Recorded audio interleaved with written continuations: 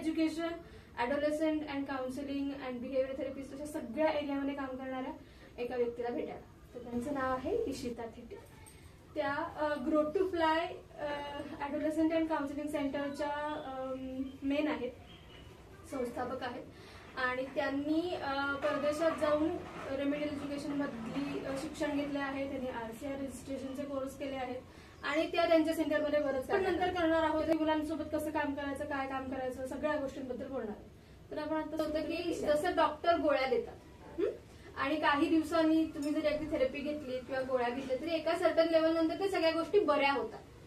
तर तसं हे जे डायग्नोज झालेले आहे, समजा का माझ्या कुणाला तरी XYZ ला डिस्लेक्सिया डायग्नोज झाला आणि मी त्याच्यावरती गोळ्या घेतल्या किंवा म्हणजे समजा थेरपी म्हणून थेरपी घेतली तर ते बरं होतं का? As the name suggest it's a disability.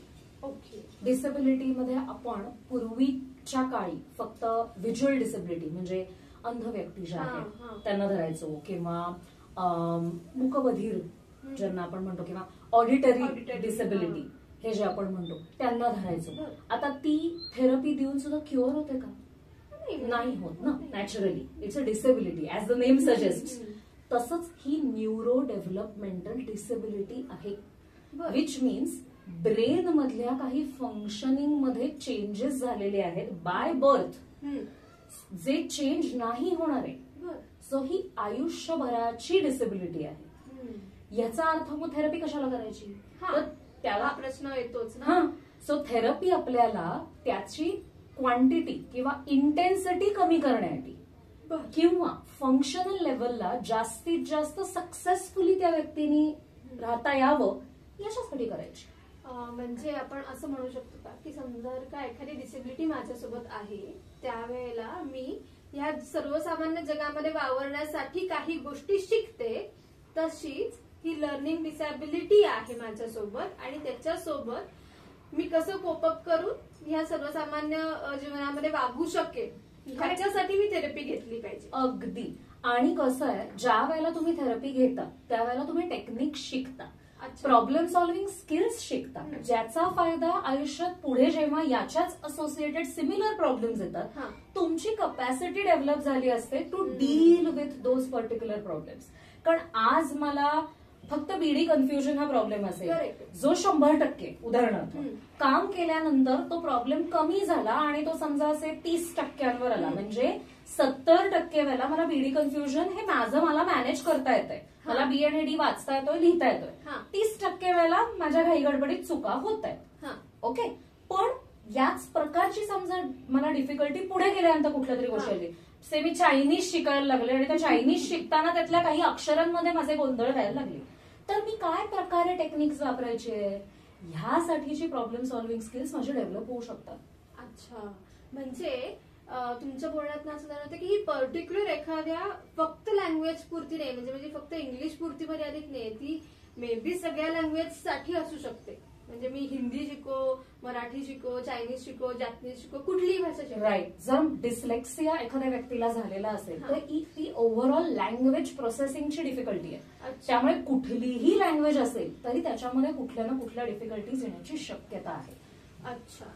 आता अजून एक प्रश्न मनामध्ये येतो की आपण असं म्हणतोय की ही लँग्वेज संदर्भातली डिसेबिलिटी आहे की जी डिस्लेक्सिया आहे आणि ती आपल्याला कोणतीही भाषा शिकताना आपल्यासोबत राहणार आहे. मग इन दॅट मॅटर आता माझ्याकडे म्हणजे जेव्हा मुलं या गोष्टीला डिफिकल्टी मधनं जात असतात तेव्हा ते बऱ्याचदा ह्या गोष्टी टाळण्याकडे त्यांचा कल असतो की मला त्या सब्जेक्टलाच बसायचं नाहीये किंवा मला ते येतच नाही तर मी कुठून तरी कॉपी करेन, किंवा आता सध्या AI बऱ्यापैकी असं बूम मध्ये आहे तर मग काय माझ्या सोबतीला AI मी कशाला शिकायचं. तर मग असे प्रश्न आले मुलांकडनं तर आम्ही ते कसं डील करायचं? AI जे सांगतोय ते योग्य आहे की अयोग्य हे कोण ठरवणार? AI पण चुकूच शकतो ना फायनली. छोट्या मुलांना हे नाही करणार, पण मोठ्या मुलांना ही इनसाइट आपण नक्की देऊ शकतो की गुगल क्रॅश होऊ शकतं, एआयचं ते जे काही सॉफ्टवेअर आहे ते खराब होऊ शकतं, ते चुकू शकतं. तुमच्या बॉसला ईमेल लिहिताना तुम्ही समजा एआयचा वापर करून लिहिले आणि त्याच्यात काहीतरी मेजर घोळ केला तर तुम्हाला ते कळलं पाहिजे की आपण मेजर घोळ करतोय. सो ऍटलीस्ट ते राईट आहे की रॉंग आहे या लेव्हलला तरी तुम्हाला भाषेचं बेसिक आकलन आणि अंडरस्टँडिंग असलंच पाहिजे. म्हणजे तुम्हाला डिसॅबिलिटी असो किंवा नसो, म्हणजे जरी तुम्ही डिफिकल्टी मधनं जरी सफर करत असला तरी तुम्हाला एखादी गोष्ट चुके का बरोबर हे समजण्यासाठी तरी तुम्हाला तेवढी बेसिक यायला पाहिजे. कारण की हा प्रश्न सध्याच्या ह्याच्यामध्ये इतका भेडसावतोय की मुलांना अभ्यास नको वाटतो की कशाला अभ्यास करायचा, टाइमपास करत, म्हणजे जे सब्जेक्ट आवडत नाहीत ते टाळण्याकडे जेव्हा कल आहे तेव्हा आपण असं म्हणू शकतो का की बाबा ह्याला डिफिकल्टी आहे का डिसॅबिलिटी मध्ये हा मोडतो. नाही, जसं मी म्हणलं की डिसेबिलिटी ज्या वेळेला आपण म्हणतो त्यावेळेला ती एकतर तिसरीच्या नंतर, दुसरी गोष्ट ती एखाद्या पर्टिक्युलर स्किल मध्ये असणार आहे, एखाद्या विषयात नाही. म्हणजे इतिहासात मार्क कमी पडतायत म्हणून त्याला डिसेबिलिटी आहे असं नाही होऊ शकत. ओव्हरऑल वाचनात प्रॉब्लेम आहे, आकलनात प्रॉब्लेम, तो सगळ्या विषयांमध्ये येईल आणि सगळ्या ठिकाणी पण येईल. म्हणजे आईच्या समोर बसलं की मला सगळं कळतं, शाळेत नाही कळत, क्लासमध्ये नाही कळत असं समजा असेल तर तोही माझ्या लेखी प्रॉब्लेम आहे. मग तो तिथे थोडासा ना काय म्हणूया सिच्युएशन स्पेसिफिक किंवा प्लेस स्पेसिफिक काही इश्यूज आहेत का हे चेक करण्याची गरज आहे. तो प्रॉब्लेम सगळीकडे जर असला तर आपण तो डिसेबिलिटीच्या कॅटेगरीज मध्ये धरू शकतो. पण अगेन तो किती काळ आहे, 1 महिना आहे, 2 महिना आहे, 6 महिने, मागची काही वर्ष आहे, त्याला बरेच पॅरामीटर्स आहेत. आयक्यू किती आहे त्या मुलाचा, इंटलेक्च्युअल कपॅसिटी, समजा आयक्यूचे बरेच स्तर असतात, त्याच्यामध्ये ऍव्हरेजच्या खाली आहे काय बॉर्डर लाईन लेव्हलला आहे तर त्यांना युजली स्लो लर्नर्स किंवा इंटलेक्च्युअल कपॅसिटी लो असणाऱ्या मुलांमध्ये धरलं जातं.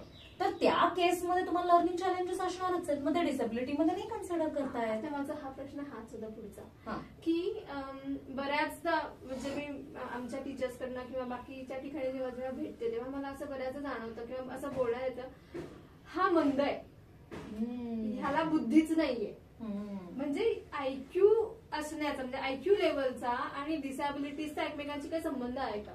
बेसिकली जसं मी तुम्हाला म्हणलं, ह्या ज्या लर्निंग डिसेबिलिटीज आहेत त्याच्या डायग्नोसिसचा बेसिक रूलच हा आहे की आयक्यू हा ऍव्हरेज और बिलो ऍव्हरेज फार तर किंवा इव्हन अबव ऍव्हरेज असा असेल तरच त्यांना लर्निंग डिसेबिलिटी कॅटेगरीमध्ये धरलं जातं. अच्छा. सो लो आयक्यू असलेली मुलांना लर्निंग डिसेबिलिटी धरता येत नाही, त्यांना लर्निंग चॅलेंजेस आहेत due to their low IQ असं धरलं जातं.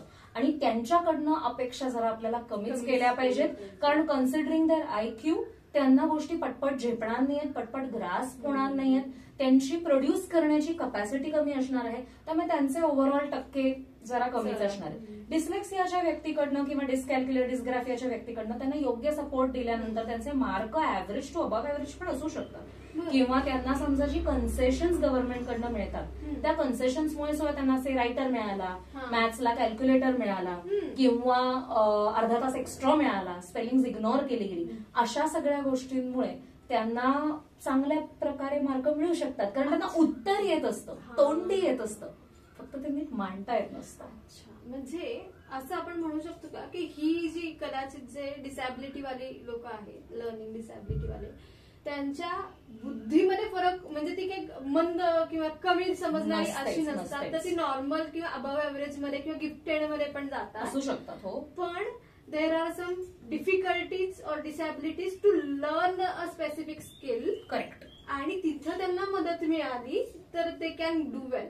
राईट. म्हणजे लर्निंग डिसेबिलिटीची मुलं आहेत ती मेडिकलला जातात, इंजिनिअरिंगला जातात, सो ती व्यवस्थित करिअर्स करू शकतात, आर्किटेक्चरला जातात, काही प्रॉब्लेम येत नाही त्यांना.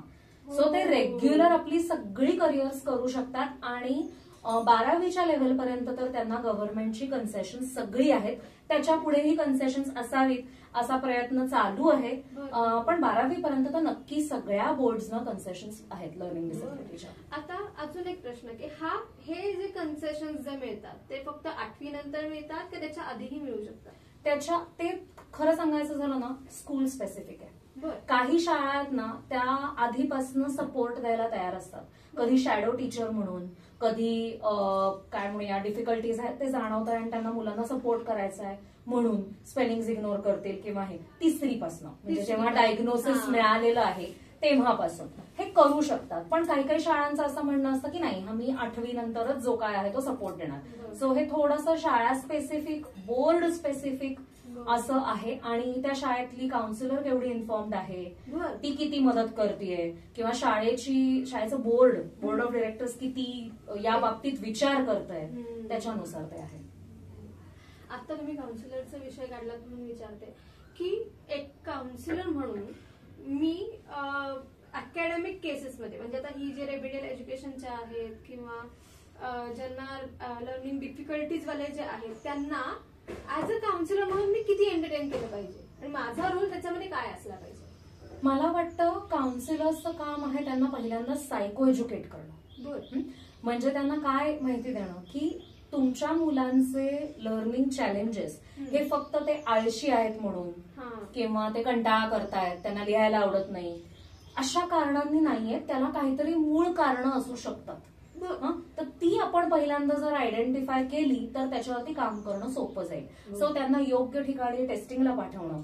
ओके, सो गव्हर्नमेंटचे हॉस्पिटल्स असतील तर ते तर उत्तमच आहे, पण त्याच्या व्यतिरिक्त पण वेगवेगळी हॉस्पिटल्स आहेत जिथे सायको एज्युकेशनल असेसमेंट व्यवस्थित पद्धतीने केली जाते, जिथे सायकोलॉजिस्ट अवेलेबल आहे आणि पेडियाट्रिक डॉक्टर्स आहेत. सो ते सगळे मिळून ती जी पूर्ण असेसमेंट प्रोसिजर करतात ती करून घेणं, त्याच्याप्रमाणे जी काही रेकमेंडेशन्स आहेत त्याप्रमाणे थेरपी चालू करणं, हा सगळा जो पर्टिक्युलर गायडन्स आहे हा काउन्सिलर्सनी देणं आवश्यक आहे. कारण that would be the first point. म्हणजे स्कूल टीचर्स ज्यांनी आयडेंटिफाय केलेलं आहे आणि counsellors, that would be the first point जिथे त्यांना राईट गायडन्स मिळू शकेल की तुम्ही हे करावं. कारण ऍज अ काउन्सिलर तुम्ही थेरपी करणं दरवेळेला शक्य नाही.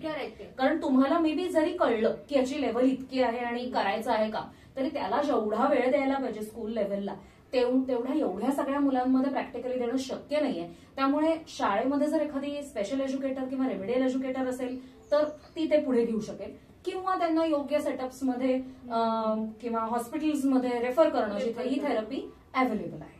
अच्छा, म्हणजे आपण असं म्हणू शकतो की एखाद्या गोष्टीला गाईड करणारी किंवा एक पाथवे दाखवण्याचं काम काउन्सिलर करू शकतो. की त्याला जर का आपण थोडंसं ट्रेन केलं किंवा त्याला या विषयातली माहिती असेल तर तो किमान पेरेंट्सना कन्व्हिन्स करून त्यांच्या लेवलपर्यंत to intro that field or to enter in a situation where they can get. आता या मुलांना घेणार तर एकत्र बसवून घेणार का? म्हणजे माझ्या मुलाला डिसॅबिलिटी आहे तर तुम्ही घ्या की वर्गामध्ये, त्यांनी काय फरक पडणार आहे, सगळे एकत्र शिकतील की, त्याला काय एवढं होतंय. तर मग असं घेता येतं का की आपण ग्रुपमध्ये थेरपी घेतलीये किंवा या मुलांची सेशन्स घेतली, असं करता येतं का?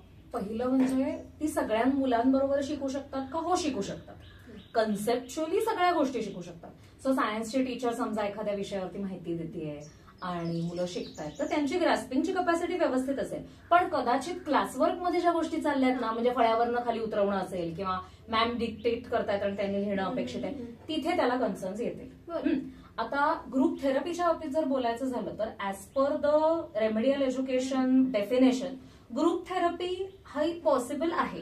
त्याच्यामध्ये छोट्या ग्रुपमध्ये एक प्रॉपर थेरपिस्ट आहे, मे बी तिला असिस्टंट आहे आणि ते ग्रुप थेरपी घेत आहेत, ही पॉसिबिलिटी आहे. पण त्याच्यासाठी त्या मुलांची लेव्हल सिमिलर असली. अच्छा, म्हणजे 5वीची लेव्हल समजा असलेल्या सगळ्या मुलांची आहे तर मग त्या कन्सेप्ट घेणं प्रॅक्टिकली पॉसिबल आहे. अच्छा, समजा माझ्याकडे एक 1लीतलं मुलं आहे, एक 8वीतलं मुलं आहे, एक 4थीतलं मुलं आहे आणि माझ्याकडे अर्धाच तास आहे. तर अशा वेळेला मी त्या 3 मुलांची थेरपी ऍट अ टाइम घेणं हे फ्रुटफुल नाही होणार, ना त्या टीचरसाठी ना त्या मुलांसाठी. कारण मी 5-5 मिनिटं काहीतरी टास्क त्यांच्याबरोबर करून घेणार. मग तो वाचनाचा असेल, स्पेलिंगचा असेल, पण ते उरलेल्या दोघांना रिलेव्हंट नाहीये ना. म्हणजे त्यांना एखादा इंडिपेंडंट टास्क दिला आणि ह्यात आपण समजा डिसेबिलिटी असलेली मुलं म्हणली तर त्यांना तो जास्त कॉन्सन्ट्रेटेड वेळ द्यायला लागतो त्या पर्टिक्युलर कन्सेप्टसाठी. किंवा समजा आता ह्यातल्या एखाद्या मुलाला बाकीचे काही कन्सर्न्स आहेत, जसं की त्याला बऱ्याच वेळेला लर्निंग डिसेबिलिटीच्या मुलांना एडीएचडी म्हणजे attention deficit hyper activity disorder असतो किंवा एडीडी अटेन्शन डेफिसिट डिसऑर्डर असतो आणि त्यांचं लक्ष तेवढं लागत नाही. अच्छा, अशा मुलाला जर ह्याच ग्रुपमध्ये ऍड केलं तर तुम्हाला नाही सक्सेसफुल रिझल्ट मिळणार. अच्छा, कारण तो फोकसच नाही करू शकणार. बरोबर बरोबर. म्हणजे ते एक असं होऊ शकतं का की एक सिमिलर लेवलवरती जी मुलं आहेत, म्हणजे साधारणपणे समजा का त्यांची लर्निंग ग्रेड ही 2 आली आहे, म्हणजे त्या 5वीतली असू दे, त्यांना ग्रेड 2 आली असेल, तर त्या ग्रेडची मुलं आपण एका लेवलला आणू शकतो. मग ती कुठल्याही स्टँडर्ड मध्ये असू दे, पण ते एका ग्रेडवरती असेल तर आपण त्यांना एकत्र आणू शकतो आणि घेऊ शकतो. पण त्यांच्यासोबत काही कॉम्बिनेशन्स असतील, म्हणजे एडीएचडी असेल, तुम्ही जसं म्हणलात तसे एडीडी असेल, ओडीडी असेल, तर ती आपल्याला घेता येणार नाही, अवघड जाईल. मी असं म्हणेन बऱ्याच प्रश्न असा विचार पडतो, म्हणजे मनामध्ये जनरली असा येतो की आपण समजा जर का असं म्हणलं की माझ्या मुलाला थेरपी मी सुरू केली, पण ती समजा मी मध्ये डिस्कंटिन्यू केली, तर ते रिव्हर्स येतं का, किंवा ती थेरपी जर का मी वापरलीच नाही तर त्याचे परिणाम मला दिसतील का? वापरलीच नाही म्हणजे ते समजा बरीचदा पेरेंट्स असं करतात की हा तुमच्या इथनं आम्ही काम करून घेतो, तुम्ही काउन्सिलर म्हणून, तुम्ही रेमेडियल एज्युकेटर म्हणून त्यांना काही दिलंय, पण घरी काही मला काही कळत नाही हे कसं घ्यायचं ते, त्या पोराला ते त्याहून कळत नाही कसं घ्यायचं ते, मग कशाला करायचं, होमवर्क तो शाळेचा होमवर्क होतोय तेवढं बास. असं केलं तर मग मला उपयोग होतो का त्या थेरपीचा? ओके.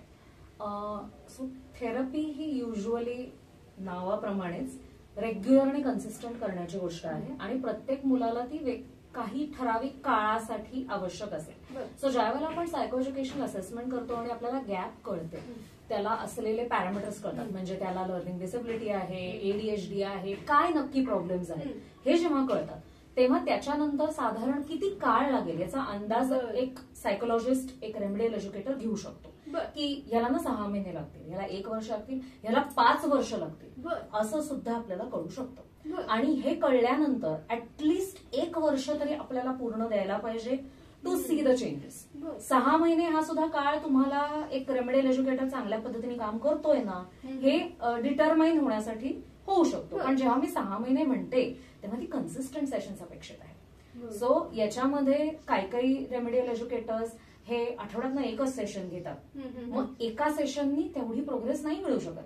शक्यतो as per the standard international guidelines आठवड्यातनं 2दा तरी सेशन असणं आवश्यक आहे, आणि जे साधारण 45 मिनिटाचं असेल, 1 तासाचं असेल तर उत्तमच, पण 45 मिनिटाचं तरी एक सेशन असेल, आणि या प्रकारे 2 सेशन्स पर वीक हा रेकमेंडेड प्लॅन आहे. सो महिन्याला साधारण 8 ते 9 सेशन्स झाली पाहिजेत. आता एखाद्या वेळेला तुमची 6 वगैरे होती, काय हेल्थ कन्सर्न्समुळे म्हणा किंवा काही कारण आहे, तर एखाद्या महिन्यात ठीक आहे, पण शक्यतो आपल्याला 8 सेशन्स एक 6 महिने केल्यानंतर तुम्हाला व्यवस्थित प्रोग्रेस, मेजरेबल प्रोग्रेस ही दिसू शकते.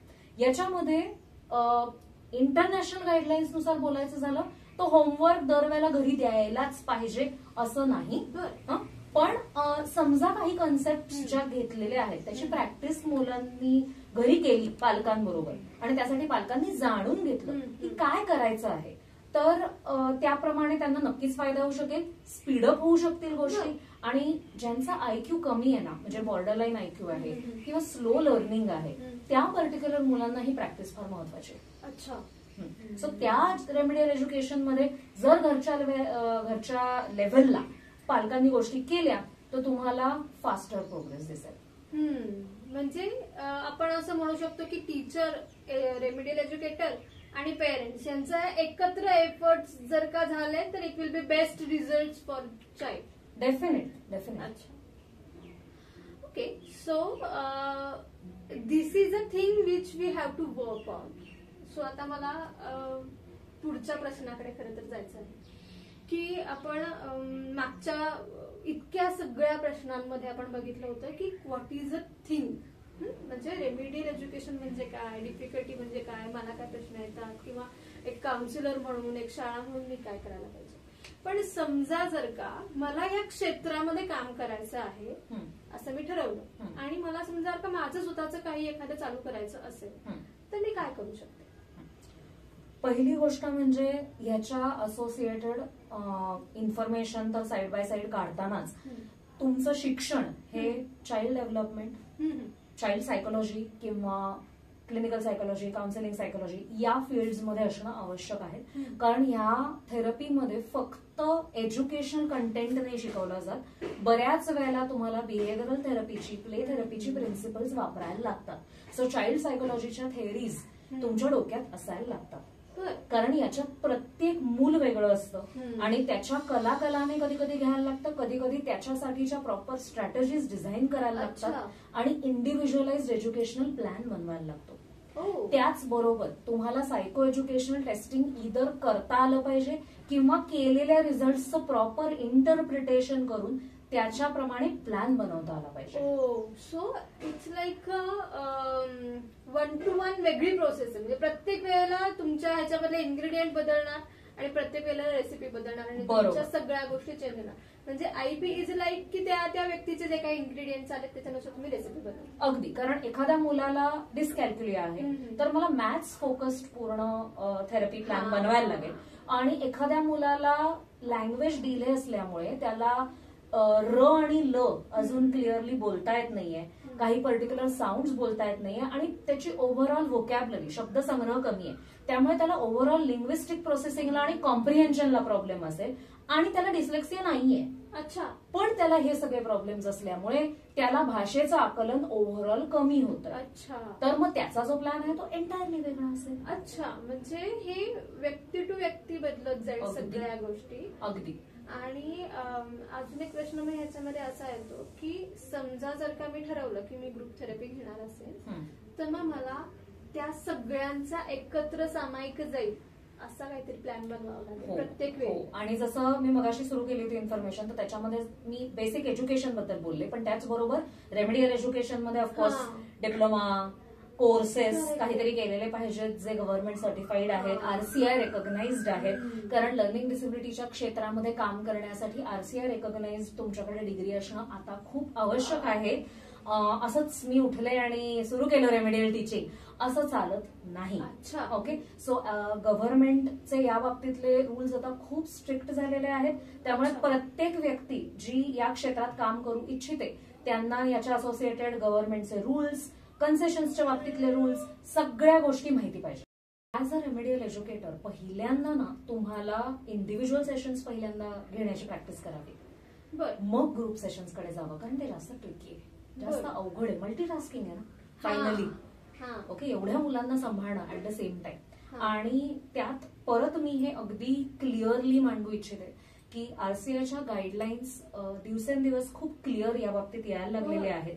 ज्या 21 डिसेबिलिटीज आहेत त्या 21 डिसेबिलिटीज बरोबर काहीही प्रकारचं काम करायचं असेल तर कंपल्सरी तुमच्याकडे आरसीआय सर्टिफिकेशन असणं आवश्यक आहे.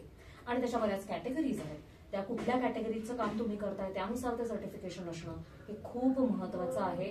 नाहीतर त्याच्यावरती लिगली गुन्हा दाखल केला जाऊ शकतो आणि हे नियम अनेक सायकोलॉजी प्रोफेशन्सना माहितच नाहीयेत. अच्छा.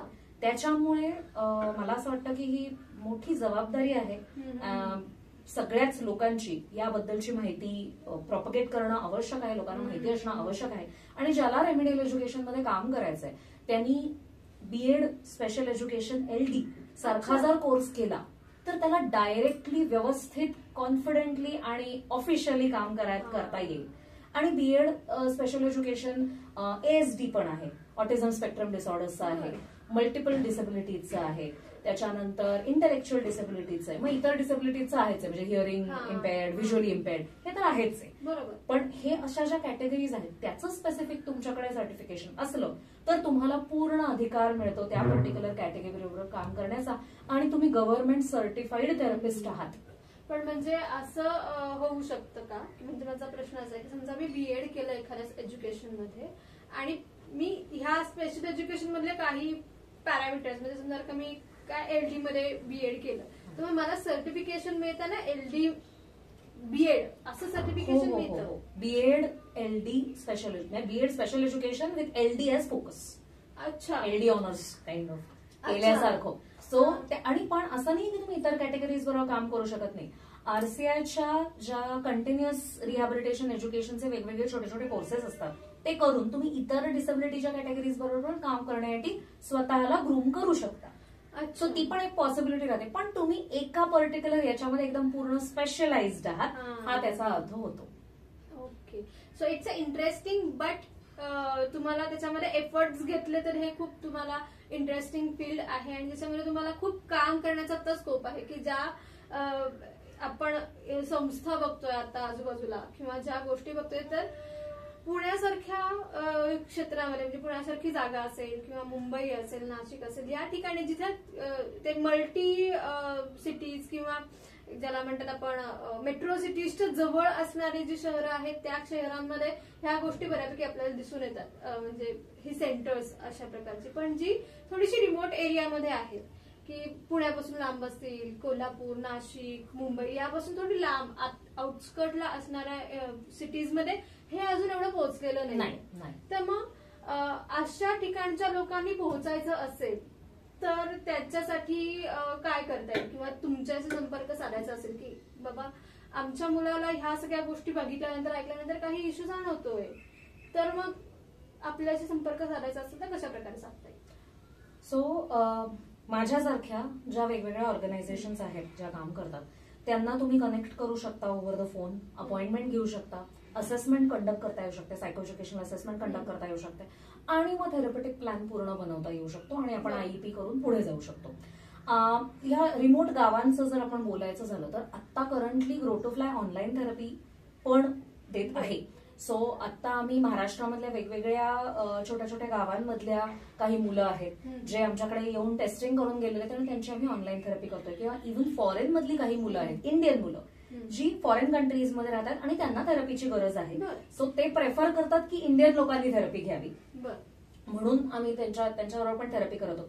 सो अशा प्रकारे त्यांना करता येईल. नवीन कोणीही स्टुडंट असेल जो या शिक्षणामध्ये इंटरेस्टेड आहे तर आमच्या बऱ्याच इंटर्नशिप्स अवेलेबल आहेत. सो काही ऑनलाईन इंटर्नशिप्स आहेत. सो सुरुवातीला आपण असं म्हणूया एखादी व्यक्ती खूप लांब राहते आणि त्याला नाही शक्य पुण्यापर्यंत येणं आणि करणं, तर ई इंटर्नशिप्स पण अवेलेबल आहेत ज्या आम्ही कोविड काळापासून सुरू केलेल्या आहेत. तर ऑनलाईन इंटर्नशिप्स आहेत, इन पर्सन इंटर्नशिप्स आहेत, त्याच्यात अनेक प्रकार आहेत, 4-5 प्रकारच्या इंटर्नशिप्स आम्ही आता ऑफर करतोय. सो त्यातनं सुद्धा त्यांना ह्या क्षेत्राबद्दलची अजून माहिती मिळू शकते. खरं सांगायचं झालं ना, पुस्तकातलं ज्ञान आणि प्रॅक्टिकल ज्ञान ह्यात मधली जी गॅप आहे याच्यासाठी ब्रिज करण्याचं काम म्हणजे माझी ऑर्गनायझेशन मागची 10 वर्ष आम्ही इंटर्नशिप्स ऑफर करतोय. कारण बऱ्याच वेळेला सायकोलॉजी स्टुडंट्सना हे ज्ञान मिळत नाही. हाच माझा एक पुढचा प्रश्न होता की बऱ्याचदा असं होतं की पुस्तकातल्या गोष्टी समजतात, थेरपी समजतात, काय कसं ऍप्लिकेशन करायचं हे पुस्तकामध्ये लिहिलेलं असतं, पण ऍक्च्युअली जेव्हा आम्ही फील्डमध्ये उतरतो किंवा ऍक्च्युअली जेव्हा मूल आमच्या समोर येतं तेव्हा आम्हाला ते कसं हँडल करायचं हा प्रश्न सगळ्यात जास्त येतो. आणि मग या फील्डपासून नकोच नाही, या फील्डमध्ये जायलाच नको किंवा सायकोलॉजीमध्ये जायलाच नको इथपर्यंत सुद्धा लोक पोहोचतात. बरोबर. कदाचित हा एक प्लॅटफॉर्म असू शकतो की ज्याच्यामध्ये तुम्ही इंटर्नशिप थ्रू काही गोष्टी ऍक्च्युअल फील्ड मधल्या शिकताय आणि त्याच्यातनं तुम्ही पुढे. आणि असं अनेक ऑर्गनायझेशन्स आहेत ज्या वेगवेगळ्या प्रकारच्या इंटर्नशिप्स ऑफर करतात. मी असं म्हणेन फक्त रेमेडियल एज्युकेशनमध्ये नाही, काही जण क्लिनिकल सायकोलॉजीमध्ये करतील, काही रिहॅबिलिटेशन सायकोलॉजीमध्ये करतील. सो वेगवेगळ्या फील्ड्समध्ये इंटर्नशिप्स अवेलेबल आहेत. त्या स्टुडंट्सनी कराव्यात बॅचलर्स करताना, मास्टर्स करताना, side by side, so that वेगवेगळ्या प्रकारचे अनुभव, फ्लेवर्स त्यांना कळू शकतात. त्यांना निर्णय घेणं सोपं जातं की मला करिअरमध्ये नक्की काय करायचं आहे, काय मला आवडेल, रुचेल, आयुष्यभर करायला आवडेल आणि त्याप्रमाणे त्यांना निर्णय घेणं सोपं जाईल. आता तुम्ही हा विषय काढला की ही वेगवेगळे चव लोकांनी घेऊन बघितले पाहिजे. त्यांच्या जे कोणता तुम्ही कोर फील्ड घेतला आहे त्या कोर फील्ड मधले जे काही सब पार्ट असतात त्याचे त्यांनी चव घेऊन ऍक्च्युअल फील्डमध्ये काम करून बघितलं पाहिजे. मला प्रश्न तुम्हाला असं विचारायचा आहे की तुम्ही जेव्हा ही संस्था चालू केली तेव्हा त्याच्या मागे अशा कोणत्या गोष्टी होत्या की ज्या तुम्हाला इन्स्पायर केल्या की आपण ही संस्था काढावी किंवा आपण या संस्थेच्या मार्फत या सगळ्या गोष्टींमध्ये यावं? ज्या वेळेला मी युके मध्ये होते त्यावेळेला मी तिथे ज्या प्रकारचं, ज्या लेव्हलचं काम पाहिलं त्याच्यात मला असं लक्षात आलं की तिथली लोक ना समोरच्या व्यक्तीला काहीही प्रॉब्लेम असू देत, मल्टिपल डिसेबिलिटीज असू देत, फिजिकली डिसेबल्ड आहे, पूर्ण व्हीलचेअर बाउंड आहे, फक्त मान हलतीये, एवढ्या डिफिकल्टीज असलेल्या मुलासाठी सुद्धा इतके प्रयत्न करतात की ती व्यक्ती बोलावी, तिने हातवारे करून कम्युनिकेशन करावं, म्हणजे साईन लँग्वेज शिकावी किंवा तिला जे काही करायचं आहे त्याच्यामध्ये वेगवेगळ्या त्यांना संधी उपलब्ध करून द्याव्यात. आणि हे त्यांच्या स्कूल लेव्हलला ते ज्या प्रकारे करत होते ते बघितल्यानंतर असं लक्षात आलं की खूप स्कोप आहे काम करण्याचा.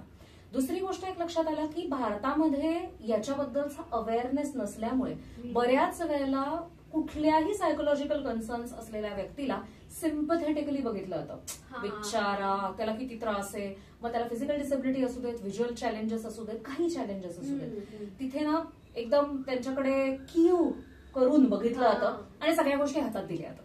म्हणजे थोडक्यात इंडिपेंडंट होण्याच्या दृष्टीने त्या मुलाला कसं सक्षम बनवता येईल हा विचार नाही केला जात. आणि त्याच्यामुळे काय होतं ना, ती व्यक्ती आयुष्यभर पालकांवरती डिपेंडंट राहते, प्रॉब्लेम मधनं बाहेरच पडत नाही आणि कायम त्या व्यक्तीला असं वाटत राहतं की मी कमी आहे. मग बुद्धी असेल तर हे कळतं, बुद्धी नसेल तर फक्त चिडचिड होते. आणि फायनली पालकांना पण तो एक बर्डन राहतं ना की आयुष्यभर हे मूल माझ्यावरती डिपेंडंट राहणार आहे. या सगळ्या थॉटमधनं मला असं वाटलं की एक अशी संस्था असली पाहिजे, एक अशी ऑर्गनायझेशन असली पाहिजे जिथे quality services under one roof मिळालेल्या पाहिजेत. अच्छा. लहान मुलं ही जर आपण म्हणलो तर आपल्या म्हणजे one of the youngest nations Bharat आहे. पुणे हे काय one of the biggest metro cities असं आहे. मुलं मोठ्या प्रमाणावरती आहेत, पण तरी सुद्धा सगळ्या मुलांना ज्या लेव्हलला पेरेंटिंग मिळायला पाहिजे, पॉझिटिव्ह पेरेंटिंग मिळालं पाहिजे, किंवा ज्या ज्या डिफिकल्टीज आहेत त्याच्यासाठी थेरपेटिक अँगलनी काम केलं पाहिजे, त्या लेव्हलनी काम होत नव्हतं. म्हणून ज्या वेळेला मी असा विचार केला की 2014 साली मी असा विचार केला की स्वतःहून एक संस्था काढावी जिथे अंडर वन रूफ या सगळ्या गोष्टी मिळतील. अर्थात सुरुवातीला मी एकटीच होते किंवा एक दोन जणच माझ्या बरोबर होते आणि आम्ही कंटिन्यू केलं. पण I am glad to tell you की आता माझी टीम जी आहे ती 20 मुलींची आहे. सो 20 माझ्याकडे सायकोलॉजी प्रोफेशनल्स काम करतात. या व्यतिरिक्त ऍडमिन स्टाफ आहे आणि 2 ऑफिसेसमध्ये मिळून जवळजवळ 150च्या वर इन पर्सन सेशन्स आम्ही घेतो. 150 मुलांच्या बाबतीत मी बोलते. याच्या व्यतिरिक्त अडल्ट्सची सेशन्स आणि ऑनलाईन सेशन्स वेगळी.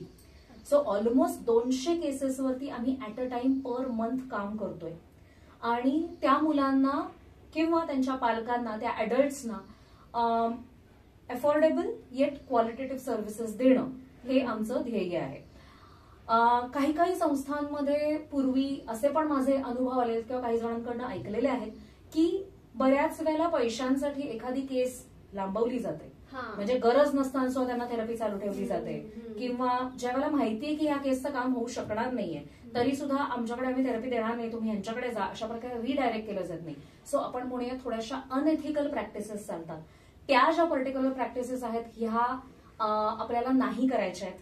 ओके. सो एथिकल फाउंडेशन्स घेऊन आपल्याला कसं काम करता येईल, सायकोलॉजीमध्ये एथिकली साऊंड असलेल्या लोकांना एकत्र घेऊन जास्तीत जास्त मुलं आणि पालक यांना qualitative services, remedial education, behavioural therapy, त्याचबरोबर आता आमच्याकडे स्पीच थेरपी आहे, ऑक्युपेशनल थेरपी आहे.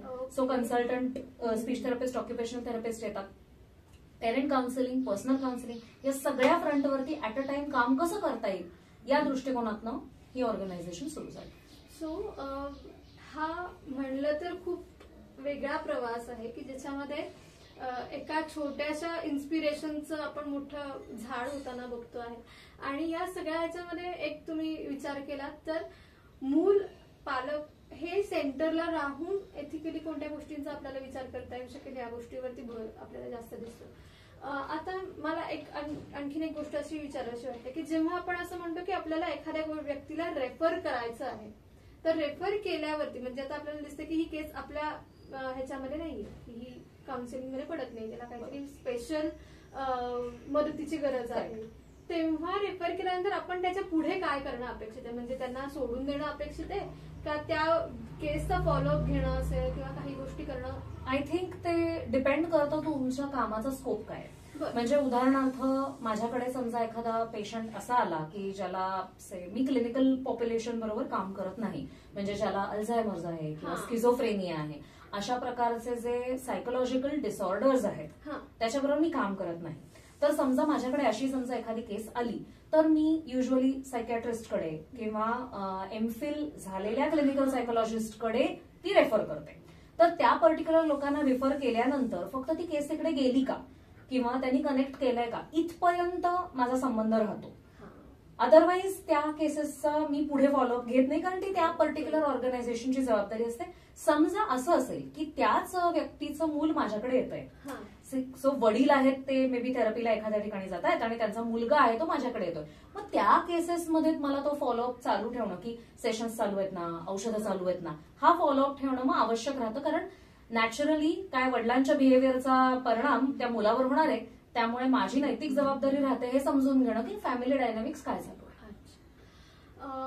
मॅम, आपण आता थोडंसं शेवटाकडे येऊया. मला तुम्हाला असं विचारायचं होतं की असे काही अनुभव आहेत का की जे थोडेसे तुम्हाला इन्स्पिरेशन पण आहेत, किंवा काही असे अनुभव की ज्याच्यातून तुम्हाला स्वतःला डेव्हलप होण्यासाठी किंवा ऑर्गनायझेशनला डेव्हलप होण्यासाठी मदत मिळाली?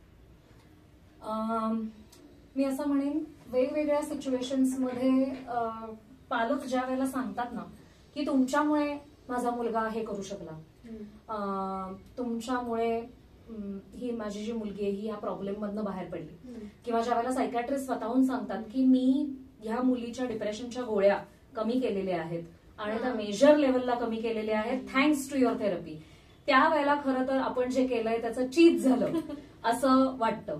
ज्या वेळेला प्रोग्रेस मीटिंग्समध्ये पेरेंट्स भरभरून कौतुक करतात आणि सांगतात की शाळेमध्ये काही अशा अचीव्हमेंट्स त्या मुलांनी केलेल्या आहेत ज्या त्यांना कधी अपेक्षितच नव्हत्या. जसं की आता रिसेंटली मला कळलं, एका मुलाला हाऊस कॅप्टन बनवलं गेलं, जो मुलगा कायम वर्गामध्ये अत्यंत मोठ्या प्रमाणावर ह्याच गोष्टीसाठी त्याच्याबद्दल बोललं जातं की हा कसा मिसबिहेव करतो. अच्छा. त्या मुलाला हाऊस कॅप्टन तो बनला, किंवा त्याला मॉनिटर बनवण्यात आलं, त्याला स्पेशल अवॉर्ड मिळाला फॉर द बेस्ट स्टुडंट. हे जेव्हा घडतं ना त्यावेळेला खऱ्या अर्थाने आपण जे केलेलं आहे त्याचं चीज झालं असं वाटतं. आणि याच बरोबर ज्या वेळेला ऑर्गनायझेशन फ्रंटला अप्स अँड डाऊन्स येतात आणि कोणीतरी आपल्याला खूप स्ट्रॉंग लेवलला मदत करतं, जसं पुण्यामध्ये मध्ये ज्याला पूर आलेला होता त्यावेळेला नेमकं आमचं हे ऑफिस नाही, जुन्या ऑफिसमध्ये आम्ही होतो आणि तिथे पुराचं पाणी आलं आणि आमचं बरंच नुकसान झालं. तर त्यावेळेला जे टीचिंग एड्स आणि रिसोर्सेस होते, तर टीम मधल्या अनेक जणांनी स्वतःहून खूप कष्ट करून ते रिसोर्सेस पुन्हा उभारले. त्यावेळेला असं लक्षात येतं की ओके, किती ट्रस्ट आहे, किती प्रेम आहे ऑर्गनायझेशनवरती, आणि ते पण तुम्हाला इन्स्पायर करतं पुढे जाण्याच्या दृष्टिकोनातनं. तर हे मला अनुभव सांगता येतील या पर्टिक्युलर गोष्टीबद्दल. सो ही एकूणातच तुम्ही बघितलं असेल तर ही जर्नी खूपच इन्स्पायरिंग आहे. म्हणजे मॅमनी ज्या लेवलमध्ये काम करायला सुरुवात केली तिथून आता हे संस्था म्हणून उभं राहीपर्यंत, किंवा इन पर्सनल लेवलवरती सुद्धा शिक्षणाच्या बाबतीत घेतलेला विचार आहे आणि त्या विचारातून एका धाग्याला धरून त्याच क्षेत्रामध्ये येणाऱ्या अडचणींना मात करत त्या अजूनही त्या क्षेत्रामध्ये तेवढ्याच कपॅसिटीने उभ्या आहेत. सो आपल्याला नक्की या गोष्टीमधून इन्स्पिरेशन नक्की मिळू शकतं. आणि जी लोक सायकोलॉजी फील्डमध्ये येण्याचा विचार करतायत किंवा अजूनही कदाचित 8वी 9वीला असतील 10वीला असतील पण वेगवेगळ्या विषयांमध्ये हातपाय मारू बघतायत, त्यांच्यासाठी हा नक्की स्कोप असू शकतो की आपण याही क्षेत्रामध्ये विचार करावा. तर मॅम, मला तर खूप मज्जा आली. मज्जापेक्षाही खूप इन्फॉर्मेटिव्ह गोष्टी मला कळाल्या की ज्या कदाचित माझ्या आणि माझ्यासारख्या अनेक लोकांचे छोटे छोटे प्रश्न असतील, सायकोलॉजी फील्डमध्ये काम करणाऱ्या लोकांचे प्रश्न असतील, त्याची बरीचशी उत्तरं आम्हाला मिळाली. So I would like to say thank you for it. आणि आपण असेच काही आणखीन पुढच्या विषयांसाठी सुद्धा भेटत राहूया, ज्याच्यामध्ये काही गोष्टींची क्लॅरिटी आपल्याला आणखीन घेता येईल. सो मॅम, खरं तर तुम्ही खूपच छान माहिती दिली या सगळ्या विषयांमधले, बरेचसे डाऊट पण क्लिअर केले. सो आमच्याकडनं हे छोटंसं गिफ्ट आहे. थँक्यू. म्हटलं तर. आणि आपण असंच भेटत राहूयात, काही वेगवेगळ्या विषयांमधल्या काही प्रश्न असतील. आता बघूयात, हा पॉडकास्ट रिलीज झाल्यावरती आपल्याला आणखीन काही प्रश्न असतील तर तुम्ही कॉमेंटमध्ये नक्की लिहा. आमचा हिथं गुड्स चॅनल आहे आणि आमच्यासोबत ग्रो टू फ्लायचे पण काही लिंक्स आम्ही देणार आहोत, ज्याच्यामध्ये तुम्ही त्यांच्याशी पण संपर्क साधू शकता आणि आम्हालाही कॉन्टेंटमध्ये किंवा कमेंट्समध्ये सांगू शकता की तुम्हाला आणखीन कोणत्या गोष्टींबद्दल माहिती हवी आहे, कोणत्या गोष्टींचे प्रश्न तुमच्या मनात येतात. त्याप्रमाणे आपण पुढचे मॅम सोबतचे पॉडकास्ट करूया. सो तोपर्यंत धन्यवाद. थँक्यू.